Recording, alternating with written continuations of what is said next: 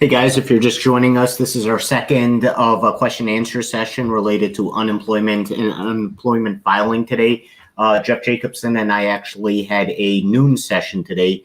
We are making it a daily thing, minus the weekends. Monday through Friday, we come up with times when we're answering some of the questions that people have related to filing for unemployment.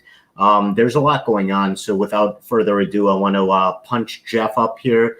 So Jeff can talk about some of the developments of today because there's been a lot going on. Jeff, I know we talked about this at noon, but for the people who are dialing in this time who weren't on earlier, let's talk a little about the unemployment numbers and what they mean.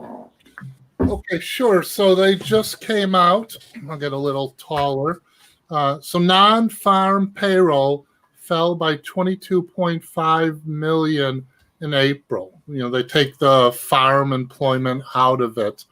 The April unemployment was 10.3, and it's the highest it's been since 1948. So those are huge numbers. And this is, for most people, this is without all the independent contractors, 1099s, all those people who will in Illinois be filing shortly. I don't know the status for all the dates. And here's a breakdown by adult men. They're 13% are unemployed. Adult women are 15.5%. And these are people that have applied for unemployment that are unemployed. Doesn't necessarily mean, so if they've stopped looking, they've stopped collecting unemployment benefits, they may not be on this. Teenagers are 31.9% of those that are employed. And then they've broken it down by skin color. So white is 14.2%, which is a record high. Blacks are 16.7%, and that's not even the record high. Asians are 14.5%, another record high. And Hispanics are 18.9%, a record high. And one of the things I found interesting, the data they now collect is employment to population. It's at 51.2%.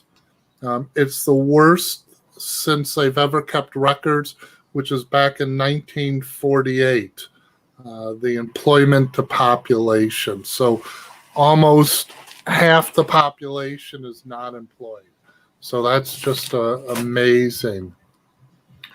We've got a couple of questions coming in already, so we'll get right to them. I want to make sure that we make it kind of clear that if you want to ask your question yourself, you certainly can by clicking the link. You will either be able to appear by video, or if you don't want to appear by video, just be able to voice ask the questions to Jeff. That way you can get the nuances of your questions down, because we may be able to miss something.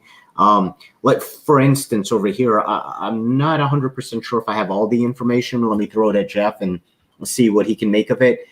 Applied on 4/11 for PUA, still don't know if I'm approved or not. And I got 2 times the mystery $600. Does that mean I'm approved? Okay, so, and then if, for everyone out there, if you can state what state you're calling from or posting from, because that'll have some relevance. So the PUA is for those that aren't normally entitled to employment benefits. You need to have unemployment benefits first. You need to have some benefits. So getting $600 is an unusual occurrence. And if you got the $600, it means you would have been approved for the typical unemployment benefits, because the $600 is on top of that.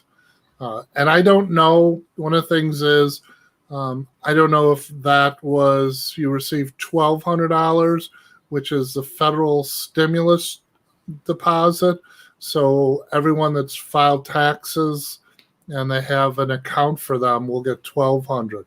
But you should not be getting just the $600 without any other benefits. And the PUA is, once again, it's for those that normally would not be eligible for unemployment benefits. So you probably wouldn't get $600 because that would be exceeding the maximum amount. it just wouldn't be the right amount. Yeah, so it does seem like we need a little more clarity. If you're still here, just kind of follow up with some of this information. Otherwise, I think that's the good general information as to you need the unemployment first before you get the PUA, is what I'm hearing from this. And then we have another question here coming in. Was told to rectify a PUA that I had previously certified before I was approved for the PUA. Can't find anywhere to do that. What do you think? So here's the process. On Monday, you'll be able to file for the PUA. That's for people that weren't eligible for unemployment benefits. So in the state of Illinois, there is no way you can file for the PUA now.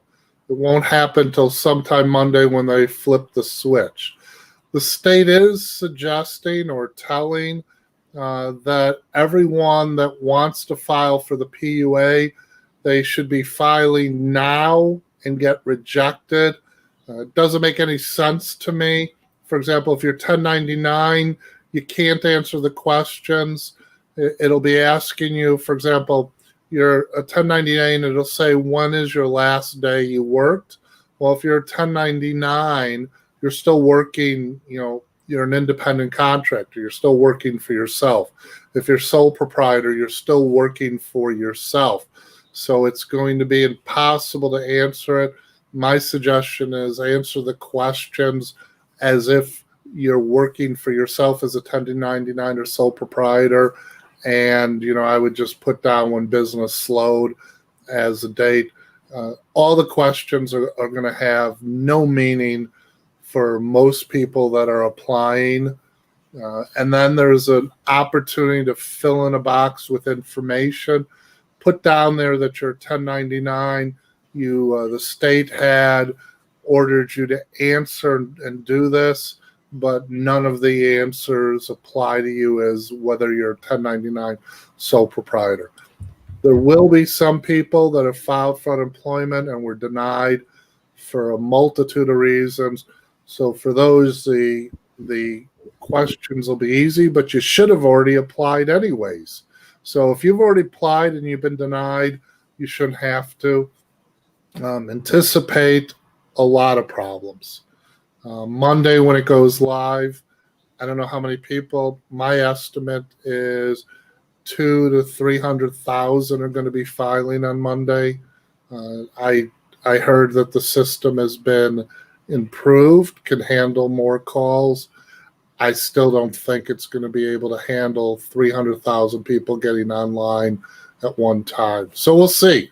So next week we'll be dealing with the problems.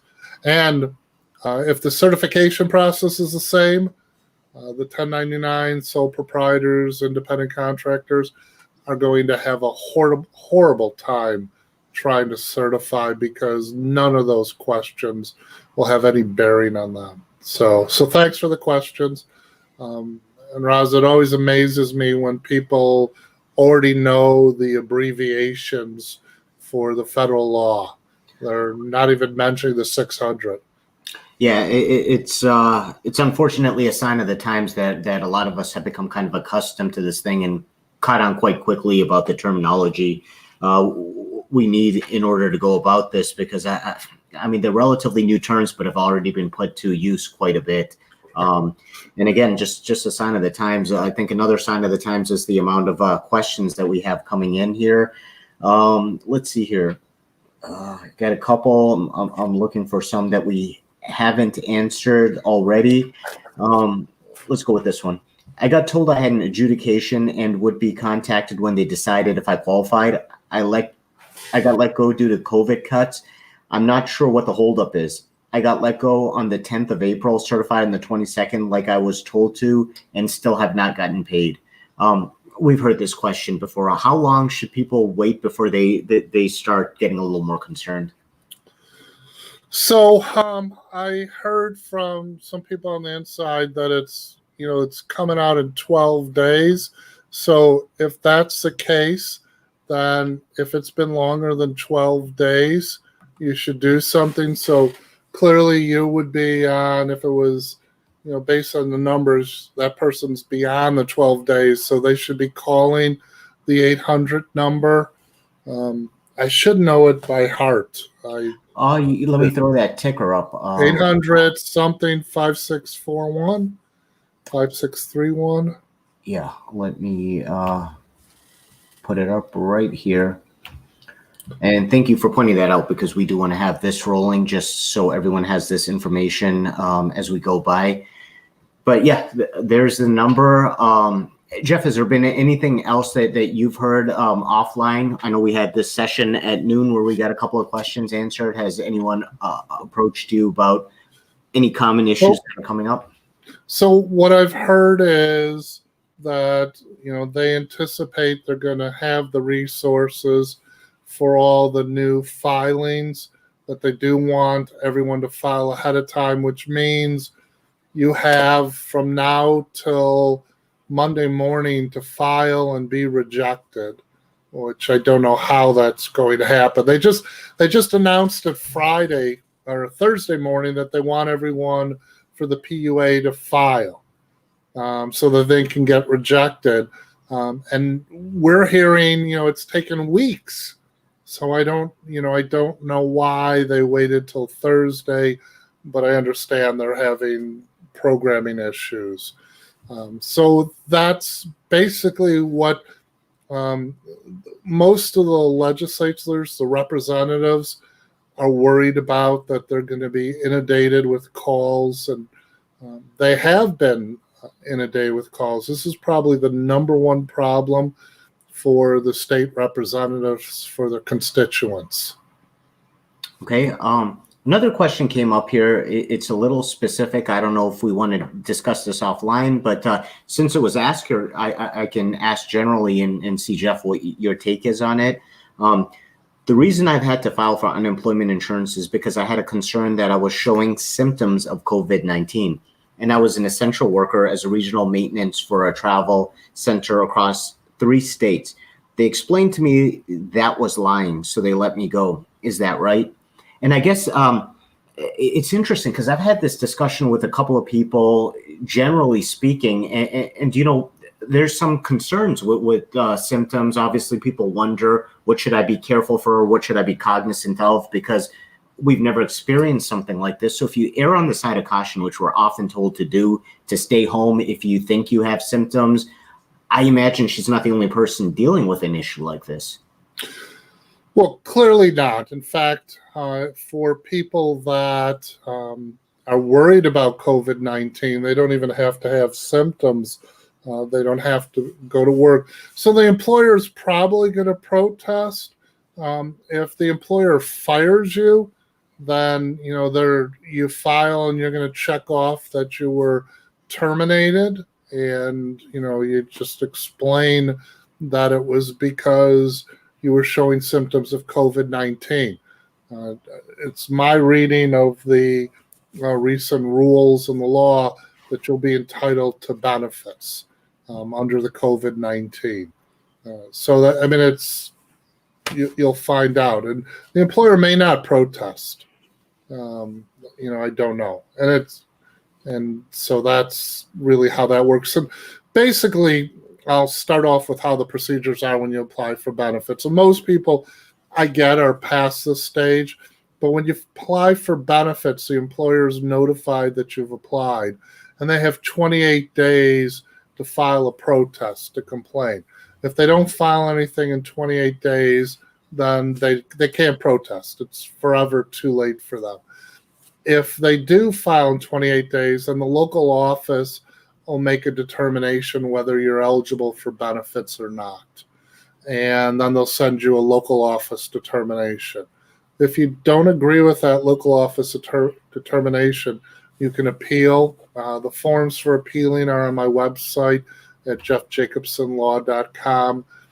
If the employer doesn't agree, they can appeal too. So the fact that there's been a local office determination and you're getting checks or deposits doesn't matter. You have to go through the whole process till there's a final determination or decision. So that, it's a good question. Thanks for asking.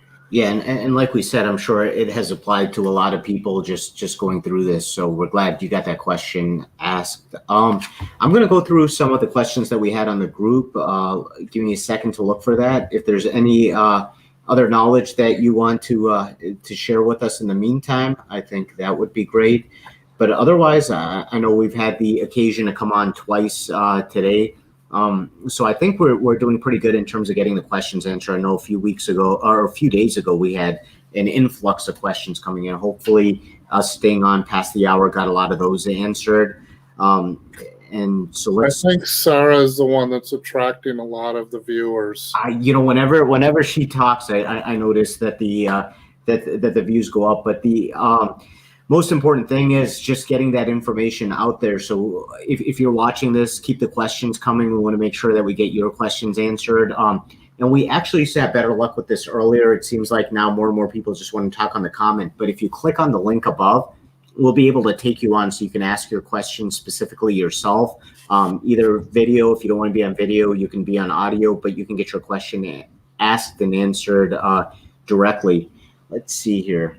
And while you're doing that, I just want to point out, so for those of you that have applied and need to certify, one of the questions you're going to be asked for certification is, how many days are you unavailable for work?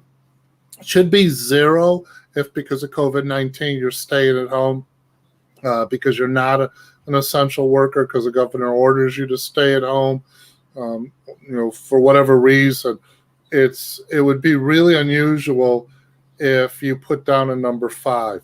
But if you put down 5 or any number except for 0, that will impact your unemployment benefits. I'm not saying lie, but the rule now is if you're staying home because of COVID-19, whatever the reason, you put down 0 days that you're unavailable. And you'll do that for each week. And I see while you're doing that, Raza, I'll go over Dawn. They didn't protest because I did receive my first benefit check, but I'm still having issues getting through to verify for the last 11 days. So Dawn, they have 28 days to protest. I don't know if the 28 days has expired. And you mean certification, I'm guessing, instead of verification. You're given days to certify. If you miss those days, you have to certify on the Thursday or Friday after. So today would be one of the days you can certify. If you miss the certification dates, then you need to call in because they need to be able to give you access to go on and certify or do it over the phone. And so if you missed it, please call on Monday, or at least start trying to call on Monday. All right. Jeff, you know what it looks like from our noon show? We've gotten multiple questions here answered. So unless somebody has anything specific, I think we can make this kind of an abridged show. But we do want to remind people that next week we'll be back for the whole week, Monday through Friday, to answer any more questions.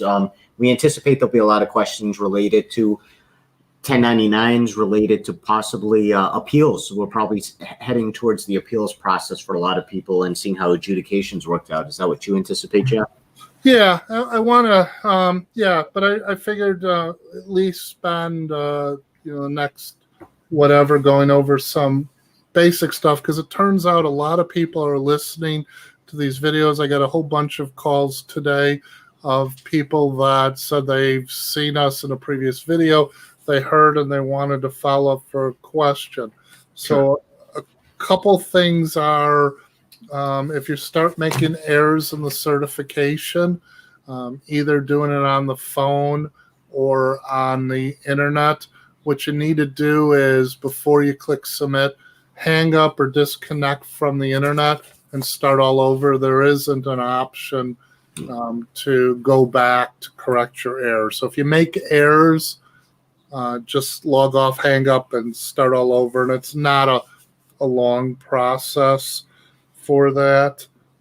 Also, if you're a student and that's your primary job, you won't be entitled to unemployment benefits, but you can file on Monday. as someone that's disqualified. Typically, students, full-time students, are not entitled to unemployment benefits, but you should be on Monday because the federal law protects those that normally can't get benefits. As well as if you haven't had wages. So those people that haven't worked in the last 5 quarters, or have been on unemployment and it stopped, you'll be able to file on Monday if they're not extending already. So if your benefits ended after March 29th, you should have already been extended under the federal law. But if not, I would apply on Monday also, just to cover all the bases. I think that's good advice, and I think we are going to probably start hearing more from even other states as to how they're dealing with the situation with having to deal with 1099. So I'm sure that's going to be some new stuff that you'll be able to share with viewers and asking questions. Mark asked, self-employed, applied April 30th, approved for 0 benefits. Let's see, fax 2019 tax info, told to certify on Monday. Should I apply on Monday for PUA? So, Mark, the quick answer is yes. Unemployment benefits is only for wage earners, W-2. So when you applied, you had no wages for the benefit year, and that's why your benefits are 0. But according to the state, you did the right thing. You got rejected by unemployment. So now on Monday, you'll file. And Mark, be patient because, like I said, my estimate is there's a couple 100,000 people that are going to be applying 7:30, 8:30 Monday morning. So it'll be interesting to see whether people can get through. Oh, absolutely. Oh, okay. So Dawn's asking, basically, she can't get in. And Dawn, yeah, supposedly you can go onto the teleserve phone number and reset the PIN. I don't know if it'll work, but, I would try. If that doesn't work for resetting the PIN, and you're going to be asked some of the secret questions you have to answer. If that doesn't work, unfortunately, the only way to get it reset is to call in. There's no secret or superpower I have with that. So you'll have to call in. And unfortunately, as I've been saying, it's not based on how many attempts you've made to call in. It's on whether you picked a time where there's an open slot. 7:30 in the morning may be the best time because most people are sleeping. So our viewers, that's what I've been recommending, 7:30 in the morning, a little secret. Very good. Well, Jeff, it looks like we have answered the majority of the questions. Just wanted to see if there was anything in specific that you wanted to address as well. Well, let me go through the notes because I just, I want to make sure I cover a lot of stuff. Then for those stragglers that came in, Sure. I've covered the no wages, the student. If you've in the past didn't get unemployment benefits, you're then, in the past, if you've received unemployment benefits, but they were wrongfully given to you, they have a right to recoup that. So they will take 25% out of these unemployment benefits. And some people, that may be why they're getting less than what they should.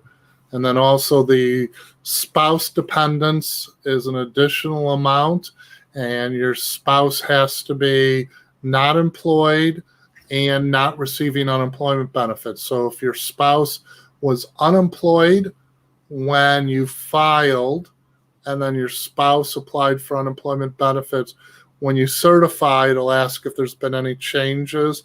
So you'll just report that your spouse is collecting unemployment benefits. Even if you don't, the state will be able to connect the two, and they'll automatically stop the dependency once your spouse starts collecting. Okay, well, you know what? So Jenny actually has a question here that I had heard from a couple of my members as well. That's interesting. She lives in St. Louis. but drives to Illinois to work and come back to St. Louis every day. So what state should I apply for unemployment, Missouri or Illinois? She's very confused. I know that's a question that we've been answering quite a bit. So Jeff, what do you think? So, Johnny, I don't know which has better benefits. Illinois is 47% of your average wages. I don't know what St. Louis's numbers are, but I would look quickly. And then also, I don't know how hard it is dealing with St. Louis. So if they're having trouble with their internet, they're having trouble answering phones, and it's worse than Illinois, I would then, do Illinois. It doesn't matter. The one little advantage is the state of Illinois has all your wage records. But just so you know, if the state doesn't have your wage records, you apply in St. Louis, or, you live in another state, all you have to do is supply them with your pay stubs and your W-2s, and they'll be able to calculate your benefit amount. So I'd look and see if anyone's, complaining. I'm not aware of any state that isn't having problems. The big states. So it's funny. I did want to ask this because obviously it's probably clearly easier to ask your employer to send a W-2 to you so you can submit it to another state. But I've actually heard from people who have requested from the state to send it to another state that they're going to file in. Is that something you've heard about, or is that a common procedure, or how generally do you advise? I know you just advised to have it sent from the employer to do it, but is there anything wrong with it? I don't know who from Illinois you would contact to do that, and I don't know how easy it would be. Okay. So I wouldn't do that. I just talk to the employer. The employer will give you your documentation immediately. I mean, most likely you have the pay stubs anyways. And also, just a heads up, so I'm looking here now, and problems with unemployment hitting Missourians hard.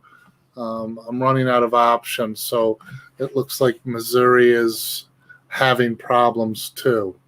I like Illinois. I know the system inside and out, so that's helpful. I wish, Johnny, I can give you a good answer. So she has a follow-up question there. So that means I can apply in either state, or does it have to be the state I work in? I am self-employed under 1099. Yeah. So you can apply in either state. If you're self-employed, so this is a whole new area. It's never been done. There's no pass to that. I would suggest that in that case, you do it in St. Louis just because offices and everything is local. Although that being said, if you're having problems in Illinois, well, I would do it in St. Louis, Missouri.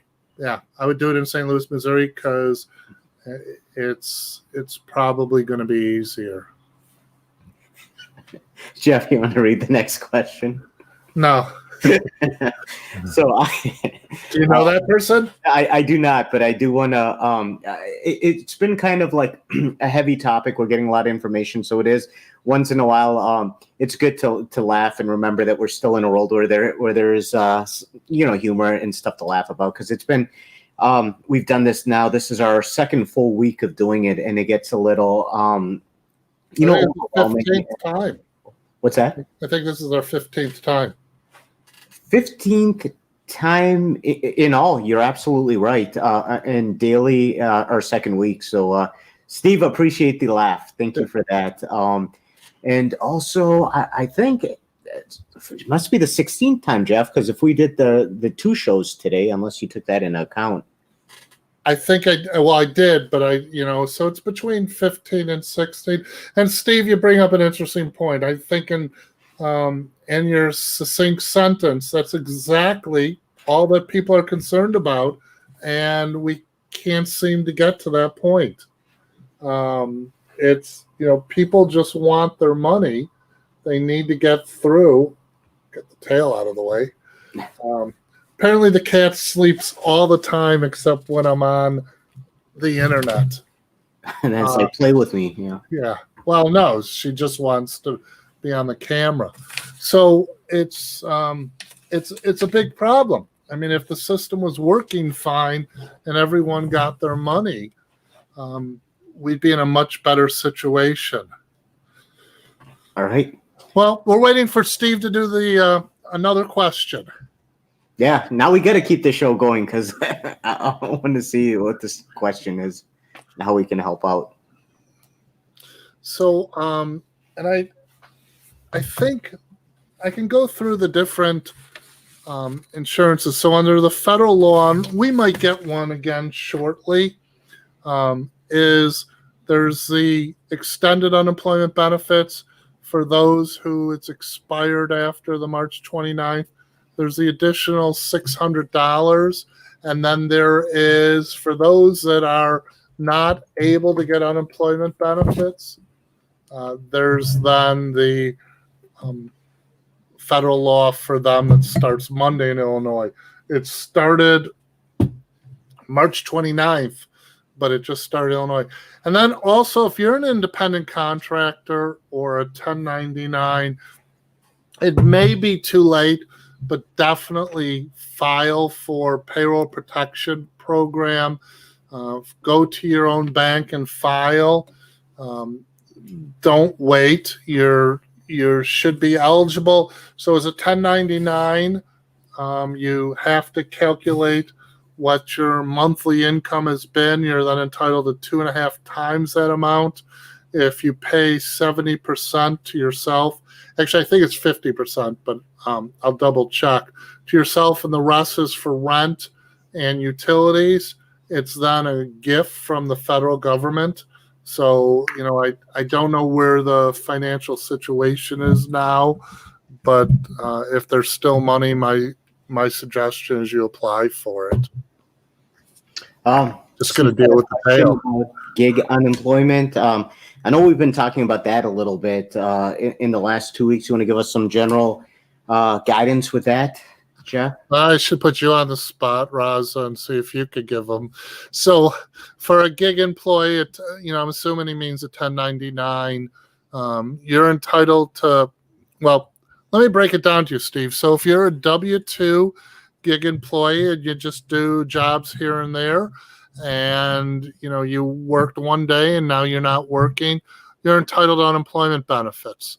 So all your employers would have reported your wages, in the last 5 quarters. And so you entitled to benefits. If you pick up a gig here and there, when you certify, you just have to report the wages that you received as a gig worker. If you're receiving 1099 wages, you don't report those as wages under the unemployment.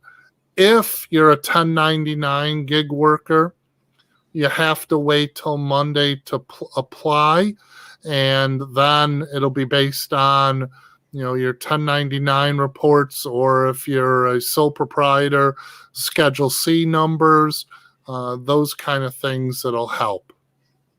So, Jeff, are you getting any guidance as to when courts are going to open? And I know June 1st is how long this stay-at-home order extended in Illinois seems to be going to. Is that looking like when courts will open, or is it sooner for you guys? So courts have always been open. So the criminal stuff, for those that have to go ahead, they've been going ahead. I just heard in Cook County may be a little behind, but some of the other counties, Will County just had a training session on how to do court proceedings with Zoom. It's going to be a little difficult for those that are technically savvy. DuPage will be starting their eviction shortly. They're already doing domestic relation cases. So a lot of the courts are proceeding. The United States Supreme Court has heard 2 cases telephonically. First time they've ever done that. And one of the things is it's not related to unemployment directly, but landlords can file and have been able to file during this pandemic to evict someone for not paying rent. If a landlord gives someone 5-day notice to pay rent and they don't pay in 5 days, the landlord then can at any time file for eviction. When the courts start hearing it, and a lot of the courts are going to be in a few weeks starting to hear the evictions, if the judge enters an eviction order, it's just a matter of the sheriff evicting that person. After 30 days from the judge's judgment, that eviction is final. You can't file a motion to vacate. You can't do anything about it. So I want to let people know that if they think that eviction proceedings can't go ahead, that's wrong. It's just the sheriff can't physically remove the person from the place. So if you're having trouble paying rent, work it out with the landlord, see if you can do it. I was just talking to someone, the landlord had waited quite some time. The tenant had excuses, and instead of the tenant having an excuse this time, the tenant said, too bad, you can't evict me. I'm never going to pay rent. Well, they're going to file for an eviction. So, work it out with your landlord. Don't tell your landlord to pound sand. It's probably not a good way to solve the problem. Completely makes sense. Jamie asks, well, hey, look who came. Sarah, join us. Certainly. Well, now it's going to get busy. Yeah, no, look at the views went up, and one of the hecklers told me to just get off the stage here. But let's see. Will sole proprietors get the extra $600 in addition to the 47%? So, Jamie, it's my understanding of the law, no. The $600 was in addition to the normal unemployment. It's for anyone entitled to regular state unemployment benefits.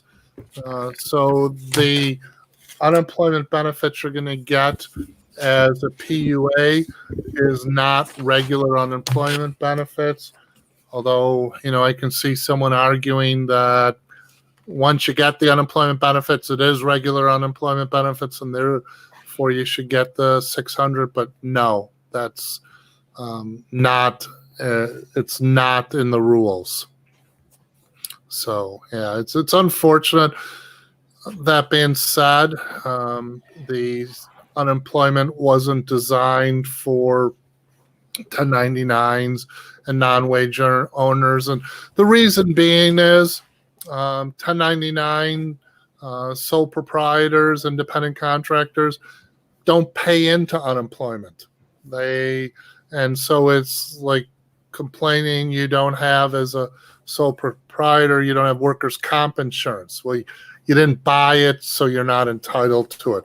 So the federal benefits, the PUA it's like the $600 benefit, but not as much. All right. We got another question from Steve Jeff. You want to take that one? And then Sarah's going to pop up here and take some questions from the other groups we're in. Yeah, so Steve asks, I'm not seeing vouchers. Is that going to be in the same email for I've been denied by my state? So the vouchers, I assume what you mean is payment. The vouchers, and so Steve, I'm not sure what state you're in. The Illinois doesn't have. Okay, well, Steve then doesn't want an answer to the question, which is fine. But let's give it generally and generically anyways. Right. So once you certify, and I'm being told within 12 days, the state will be putting the money in your debit card or your direct deposit checking account. I strongly recommend you go to a direct deposit and not the debit card if you have a bank account. There's just less problems, although make sure you double and triple check the account number you type in is your account number. Some people have not put in the right account number and the money was going somewhere, although apparently they're checking to make sure. So, all right. Yeah, so Sarah, why don't you ask a couple more? Yeah, Steve, that's my wife's favorite state. That's where she was raised. So I can't make any negative comments about it. Sarah will take it from here. I'll be right back. Hi, everyone. Sorry, I don't know if this was already addressed, so feel free to cut me off at any point. So these are coming from some of our Facebook groups that we have shared this to, the Illinois and Indiana Unemployment Guidance Group. Kendi says she's new to the group and from Illinois. The PUA program begins Monday, as we all know. Does anyone know the specifics on how to apply? She thought that she understood all of the description, but however, now she's trying to submit the tax forms from 2019, and she's a little clueless and would love some advice and any wisdom that you can impart her way. And I know you've done this in the past, but it would be great if you can kind of help her out. Just a narrative from top to the bottom on how the PUA program works, how does she apply, and what does she need? So, yeah, that's a good question. First off, I don't know why, you're trying to submit stuff now. It doesn't start till Monday. There's no indication yet on what it is you should submit. So I wouldn't be submitting anything. At best, if you want to apply for unemployment with the state of Illinois, you can do that, as they've been recommending, but I would not be submitting anything yet because it's not going to be relevant to your filing for the PUA. So wait till Monday. They'll have all the rules and regulations, and if there is something you need to submit, like your 1099, you'll be able to do that. Submit the 1099. Okay. Thank you so much for that. Well, Raza readjusts my mics all for 2 seconds. What are you doing? So, Raza, are you going to do the zoom in and zoom out now? And it's oh my gosh. No, you guys, you've been doing this for too long when you want to play with the podcast and everything else that I've set up that I've spent all morning doing. All right, hang on. I also like to play with the graphics a little bit. No, please don't. No more playing. No more playing. All right, no, listen, this is serious. We got questions going. Right. So, Connie, it's your unemployment is based on your last 5 quarters of wages for the number. The separation is based on your last employer. So if you've been working for an employer for less than 30 days, that employer will not be paying for your unemployment benefits through taxes, but the reason for your separation is relevant to that employer. So a lot of times your last employer, you've been only working there for a week and they had to lay you off. They're not going to protest. They don't care because it's a previous employer that's on the hook for the money. The previous employer won't get notified that you have applied for unemployment benefits, only your last employer. So that's how it works. So it's the last 5 quarters of wages that are really critical.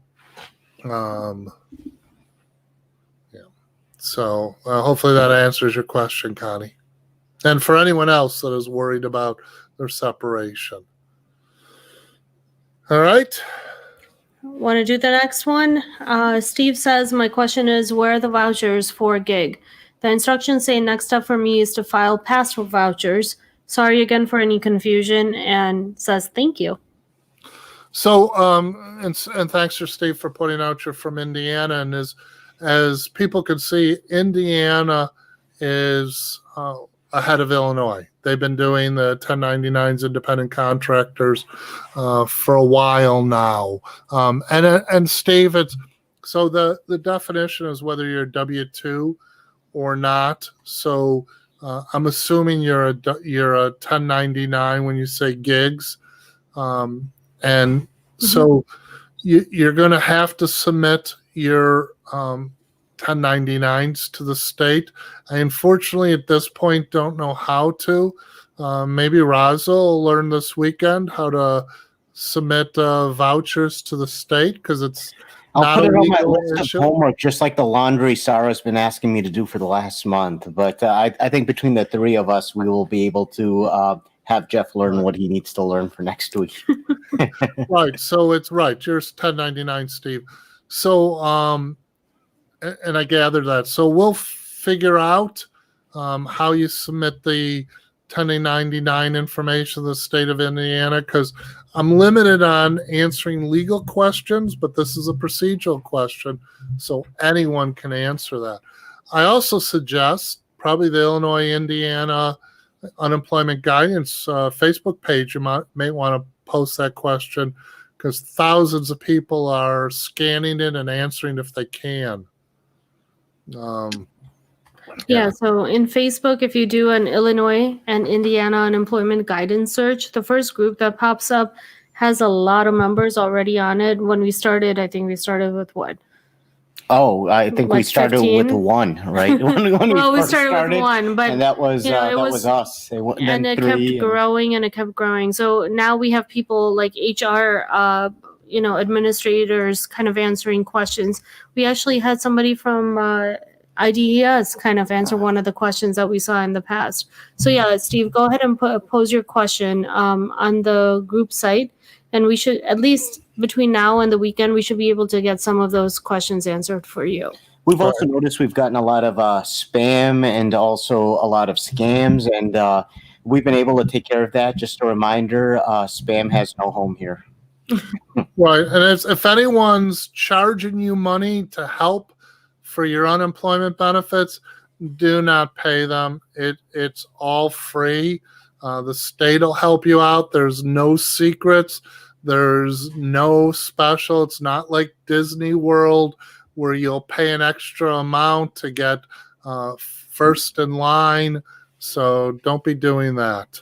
Yep. And we're not getting paid, neither is Jeff. And honestly, this is just something that we're doing out of the goodness of our own heart. I know Jeff's attorney fees are not getting paid for the hours and hours that he is spending with us. I would be broke if that was the case. Yeah, and neither are technical fees, but as we've discussed, the three of us collaboratively, I mean, this is an opportunity for us to step up and provide a public service to get this information out there that's so valuable and so needed by our community. And that's really what it's about, right? At some point, any one of us is going to need help, and we need people to step up and help out, get the information out there. So again, Jeff, we can't thank you enough for sharing your expertise, what you've learned from your time at IDES with us and helping to answer some of these questions. Yeah, we've been doing it so long. You used to start out with me talking about why I'm here. And I've realized we haven't discussed that. I don't even think we introduced I'm an attorney. But again, here's the thing. We it seems like we're getting, like, I don't recognize a couple of these names. We seem to be going through different names, so it is probably a new crowd. Why don't you give a quick synopsis introduction as to who you are and what we're doing? Right, and we probably should start a format. So I'm an attorney licensed in Illinois. I used to be an administrative law judge with the Illinois Department of Employment Security. I heard and decided on about 10,000 cases. For the last 30 years as an attorney, I've represented both employees and employers before the Illinois Department of Employment Security, Department of Labor. We have a general practice, and I realize that soon people are going to be filing for bankruptcy. We've gotten, this is a really stressful situation, and we've gotten calls for estate planning because people are getting worried and panicking. So I'm doing this to help people out. Obviously not for pay, although I don't mind if people want to go to my Google website and give me a rating. I just learned about that a few days ago. So that's, fine if you guys want to do that. But yeah, so we've been, all three of us, we could not do it without all three of us. Right. And without all of you who are also helping us answer questions, helping share this information, and just getting this out there. This is truly a collaborative process between not only the three of us, but everyone in this community who's kind of been helping out with what we're doing. So again, we thank you for doing what you're doing as well. We are going to resume this as well next week on a regular daily basis. Sarah, what time works out for you? Is 11 or noon? I love when you ask me this on the air. I'm going to try to check my schedule and let you know what time works best. And I think we'll do the same thing with Jeff. Yeah. Let's make it an 11 o'clock where at least I'll be there. And Jeff, does 11 work for you? Let me double check. You know what? I think that's fine. If not, we'll let our viewers know. It doesn't appear I have anything at 11 o'clock next We'll put a week. posting up on the Illinois and Indiana Unemployment Guidance Group over the weekend too that says when it will be, but sometime between 11 to noon, I think we'll work between the three of our schedules and we'll hammer it out. If one of us can't be here except for Jeff because he's the expert who knows everything about you guys know the answers at this point. Hey, Jeff, unless we get the follow-up questions. We got another question. I was wondering if you could maybe explain this to us. There are some new members that are kind of going through this and they don't know the process, right? So one of the members says, I just got told I have an adjudication and would be contacted when they decided if I qualify. I got let go due to COVID cuts. We had gone over that. You had gone this one, so you know all about the adjudication process and that. If anyone else has any questions, go ahead and feel free to post on this one. Yeah. Jeff, what's going on over there? You're a man of multiple talents. What is that? Oh, your microphone. No wonder I can't hear him. And now his lighting's all messed up. Oh, no. And then the cat will come back, and then I'll have no idea what's going on. Well, I'm glad that you guys were able to answer some of the questions in my absence. I think this is why they tell us maybe leave the equipment alone on the air, or at least she does when I'm trying to wrangle stuff away. But so yeah, I moved my foot and pulled the plug out from the microphone. So good thing the whole computer and camera and everything didn't go flying. It has at times. That's going to happen. Right. So the adjudication process, just for the new listeners, it's the first step. So when you file for unemployment benefits, an adjudicator determines whether you're eligible for benefits. Typically, they automatically send you benefit amount, and then when the employer protests or they look into something, they then decide whether you're eligible, and you'll get a local office determination. That usually should be in a few days, but if the employer protests, it may take quite some time before you get the local office determination. There's problems like, some of the problems we've had that caught people off guard. Someone had been using their Social Security number. And so when they reported for unemployment, the person who genuinely owns that Social Security number, unemployment found that it was someone else's Social Security number and denied benefits. So the person had to prove that they are who they are, that that's their Social Security number, they work. So there's a multitude of reasons why you may initially get denied or the local office is adjudicating and making a decision. So I don't know if this mic picks up differently depending how close you are. I don't have a screen on my mic. It does. The position you are now is a little clearer, but always good to know I'll take it. This, as long as we can get the message out there, that's all that matters.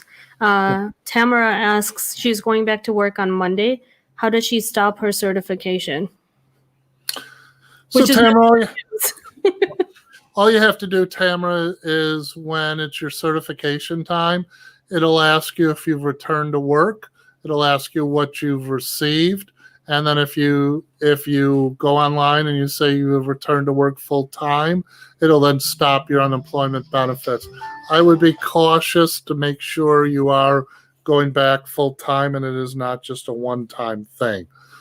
Some people have gone back to work for a few days and it didn't work out.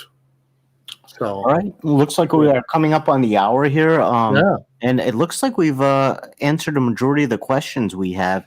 So I think we will pick this up next week, somewhere between the hours of 11 and 12, and we'll post that over the weekend. And we hope you guys have a safe weekend. Jeff, anything you want to add before we cut it? I think that's pretty much it. I want to thank everyone for asking the questions because it's helpful to other people. Go to the Facebook website. and scan that. Feel free to answer other people's questions, because hopefully now everyone is a little more knowledgeable about unemployment benefits. Sad that we have to know about it and learn the nomenclature, but I'm glad to be part of that. So I hope everyone has a nice weekend. I'll probably be talking to you two on the schedule for next week. Yeah, we certainly will. And again, thank you from both Sara Sadat, myself, Raza Siddiqui, and Jeff Jacobson for joining us. And we'll talk to you guys next week. Stay safe. Bye. Bye. Bye.